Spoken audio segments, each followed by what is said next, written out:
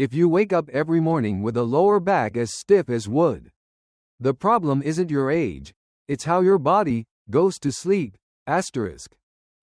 Lower back pain doesn't come from one wrong move. It comes from hours of sitting that lock the pelvis, tighten the hip flexors, and force the spine to compensate all night long. When you fall asleep in this tense state, the discs don't decompress, the muscles don't recover, and the pain returns every morning. Just a few minutes of releasing the right joints and the right muscles before bed can decide whether you wake up in pain or wake up feeling light and free. Putting your legs up the wall is not just a relaxation pose.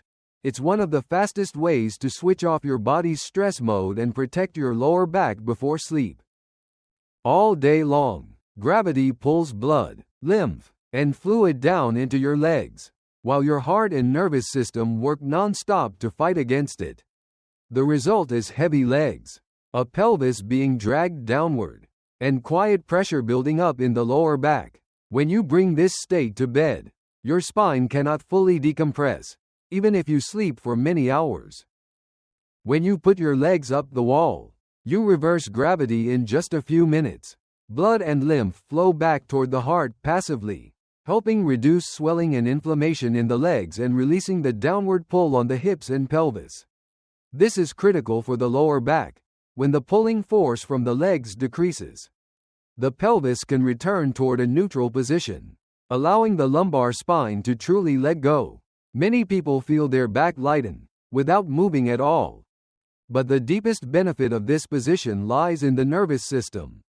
Legs up the wall strongly activates the parasympathetic nervous system, the system responsible for rest and recovery. Heart rate slows, cortisol drops, and the body begins increasing melatonin, the hormone that leads you into deep sleep. For the lower back, this is vital. When the nervous system stops sounding the alarm, the muscles around the spine stop bracing, and the discs finally get a chance to rehydrate and repair overnight. Doing this pose before bed also breaks the pain-tension poor sleep cycle.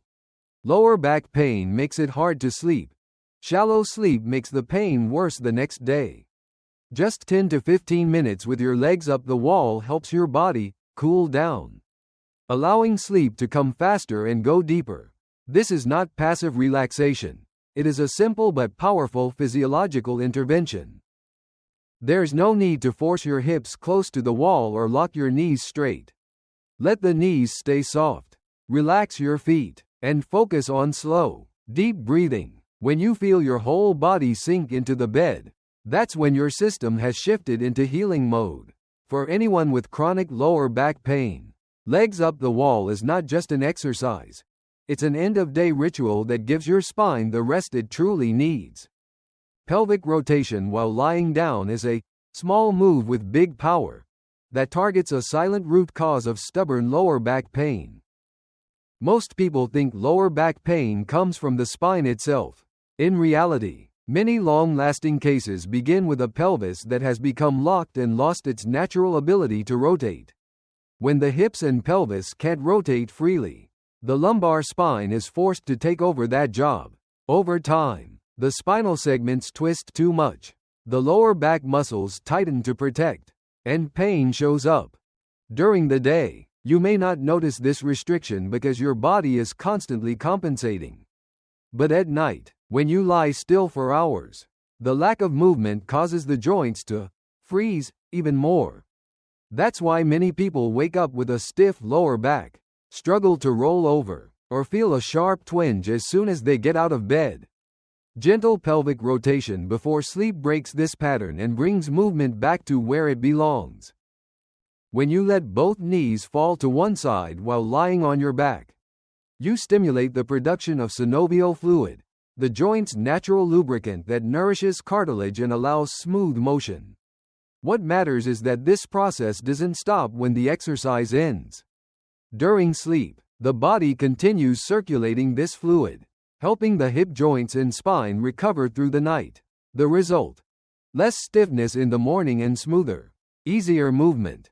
This movement also has a powerful effect on the fascia, the connective tissue surrounding muscles and joints. After hours of staying in one position, fascia tends to stick, reducing flexibility and increasing tension and pain. Pelvic rotation before bed helps these layers glide again, preventing adhesion and keeping the body supple. That's why many people feel noticeably better even after just a few slow repetitions. The key is gentleness and control. No forcing, no deep twisting. Keep your shoulders relaxed on the bed. Let the movement come from the hips and pelvis. And pair it with slow, steady breathing. When the nervous system senses safe, pain-free motion, it allows deeper release. For lower back pain, pelvic rotation isn't just an exercise. It's a way to return movement to the right place. So the spine no longer has to carry a burden that was never meant to be its job. Pulling your knee to your chest while lying down looks simple, but it works directly on the stress control center behind lower back pain. Most back pain doesn't come only from muscles or joints. It comes from a nervous system stuck in alert mode. When you're stressed, anxious, or sitting all day, cortisol stays high. Deep muscles around the spine tighten to protect you. As a result, the lower back never truly rests, even when you lie down. When you gently pull one knee toward your chest and pair it with slow, deep breathing, you activate the vagus nerve, the main pathway of the parasympathetic nervous system. This sends a clear biological signal. You are safe. Within just a few breaths, heart rate slows, muscle tone drops, and the muscles around the spine begin to release. That's why many people feel the pain soften quickly, even though the movement itself is very mild. Mechanically, this movement also releases the iliopsoas, the hip flexor lumbar muscle complex that is one of the biggest hidden causes of lower back pain in people who sit a lot. This muscle connects directly from the lumbar spine to the thigh bone. When it stays chronically tight, it pulls the spine into excessive arching, compresses the discs, and creates that deep, dull ache. Bringing the knee to the chest lengthens this muscle safely, allowing the pelvis to return closer to balance before sleep. Another key benefit is gentle spinal decompression. As the knee comes in, space between the lumbar vertebrae increases slightly, giving the discs a chance to reabsorb fluid overnight. This is especially valuable for people who wake up feeling their lower back is compressed, stiff, and slow to straighten. This is not aggressive stretching. It's creating the right conditions for the body to self-correct. The real power of this exercise is not the pull, but the breath. If you yank the knee in or hold your breath, the body responds by tightening back up. But when your shoulders and neck stay relaxed, the pull stays light, and your exhale is long and slow. The nervous system allows the range to increase naturally. Every deep exhale is a moment where the lower back truly lets go. For lower back pain, knee to chest is more than a stretch. It's a bridge between movement and nervous system calm. Just a few minutes before bed helps your body enter sleep in a balanced state, so you wake up with a lighter back, easier movement, and without needing a long warm-up just to stand upright. The scissors leg pull is the only move in this sequence that actively wakes up your core to protect your lower back while you sleep. Many people with back pain believe they need complete rest. The truth is, the lower back often hurts because it lacks stable support from the deep abdominal muscles, hip flexors, and the entire front chain system. When these muscles are weak or poorly coordinated, the lower back is forced to stabilize the whole body on its own, leading to overload and long-term pain. When you perform scissors while lying down, your lower abs must stay engaged to keep the lumbar spine gently pressed into the bed. This is the core's true job, stability, not crunching. At the same time, the hip flexors and front thigh muscles activate in a controlled way, creating smooth coordination between the torso and the legs. This coordination is essential for everyday actions, walking, standing up, sitting down, and even rolling over in bed without pain. A key benefit of this movement before sleep is just enough stimulation. Light to moderate activity raises the heart rate slightly, then allows it to drop quickly once you stop. This creates a parasympathetic, relaxation rebound, making it easier for the body to enter deep sleep. For the lower back, it's like releasing leftover tension and telling the system, it's safe to recover now. Scissors also improve postural control. As the legs move while the torso stays stable, deep spinal stabilizers are activated, muscles rarely trained in daily life, yet critical for preventing the lower back from collapsing under everyday load. Research consistently shows that when core control improves, back pain episodes decrease, even if total activity levels stay the same. Quality matters more than quantity. If your lower back arches or your legs move too fast, the benefit is lost, and strain can increase. But when you move slowly, evenly, and breathe steadily, every controlled leg drop teaches your body how to move without harming the back. For people with chronic lower back pain, scissors aren't just an ab exercise, they're a lesson in safe movement control. A few short sets before bed give your body a stronger foundation for the night. Your lower back no longer has to stand guard while you sleep. Instead, sleep becomes true recovery, not just a pause before another painful morning. The glute bridge is the deciding exercise that determines whether your lower back is protected or sacrificed every single day. Many people spend years stretching the back, massaging the back, even treating the back, without realizing the real problem is weak, sleeping glutes. When the glute muscles, the largest and most powerful muscles in the body, fail to stabilize the pelvis, the lower back is forced to tense up to keep the entire body balanced. At first, this compensation is subtle. Over time, it turns into chronic pain. The glute bridge reactivates the glute's natural role, hip extension and pelvic stability. When you drive through your heels and lift your hips, the glutes must produce active force to bring the body into alignment. When done correctly, the lower back does not brace. The abs support gently, and the entire posterior chain works as a unit. This is how the body was designed to move when walking, standing, and climbing stairs, but long hours of sitting cause many people to lose this pattern. Doing glute bridges before sleep offers a unique benefit. It shifts load away from the lower back throughout the night.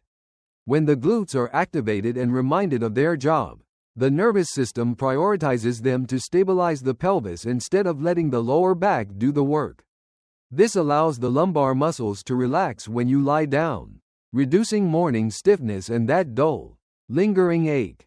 Glute bridges also help correct pelvic tilt. In many people with lower back pain, the pelvis is tipped too far forward, increasing the lumbar arch and compressing the discs. When you properly squeeze the glutes at the top of the movement, the pelvis is guided closer to neutral, reducing stress on the spine. This isn't an instant fix, but every repetition teaches the body better alignment. What determines results here isn't reps. It's the quality of the glute squeeze. If you push through your toes or arch your back to lift higher, you bypass the glutes and dump the load back into the lower back. But when you keep the ribs down, lightly brace the abs, and imagine the two sides of your glutes drawing together, the force goes exactly where it should. For lower back pain, the glute bridge isn't just a strength exercise, it's a reassignment of responsibility inside the body.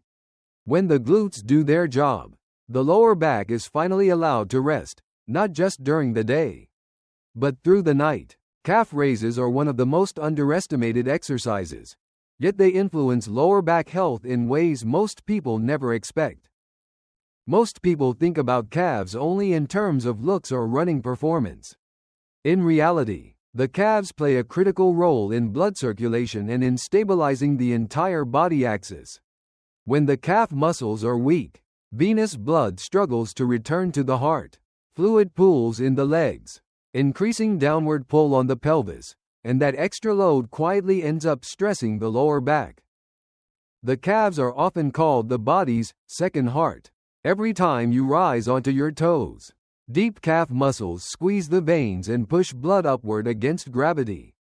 When this pump is weak, the body compensates by increasing tension in the hips and lower back to maintain balance and posture. This is why many people feel their back more tired at the end of the day, even without heavy work. Doing calf raises before bed helps unload the pressure built up throughout the day. As circulation improves, excess fluid in the legs decreases, and the downward drag on the pelvis eases. This gives the lumbar spine a chance to truly relax once you lie down. Many people are surprised to find that after a few weeks of consistent calf raises, their evening back heaviness and nighttime stiffness noticeably fade. Beyond circulation, calf raises are essential for balance control. The calves make constant micro-adjustments to keep you upright. When they're weak, the body shifts to other stabilization strategies, often clenching the hips and lower back. Over time, this creates chronic tension in the lumbar region. Strengthening the calves restores balance where it belongs, reducing the need for the lower back to overwork. What makes calf raises powerful is that they are intense yet safe, when done slowly and with control. Rising to full height, holding briefly, then lowering with intention activates slow twitch muscle fibers. These fibers are highly fatigue resistant and deeply connected to posture and circulation. Train them well, and the benefits last far beyond the exercise itself. For lower back pain, calf raises aren't a back exercise. They are the final link in a bottom-up support system. When the feet, ankles, and calves do their job properly, the body no longer needs to grip and brace higher up to stay stable. The lower back is freed, not by force, but by correct coordination of the entire movement chain. Lower back pain is not something you're meant to accept as part of aging, asterisk. It's a signal that your body needs the right guidance.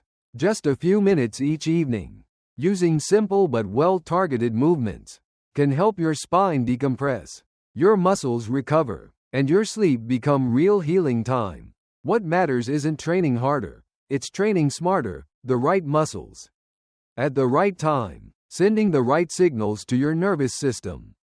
If you found this helpful and want to break the cycle of pain, stiffness, and relapse, hit *like* to support the channel, and *subscribe* so you don't miss upcoming videos on back recovery, joint health, and long-term movement wellness. And don't forget to *share this video with family and friends.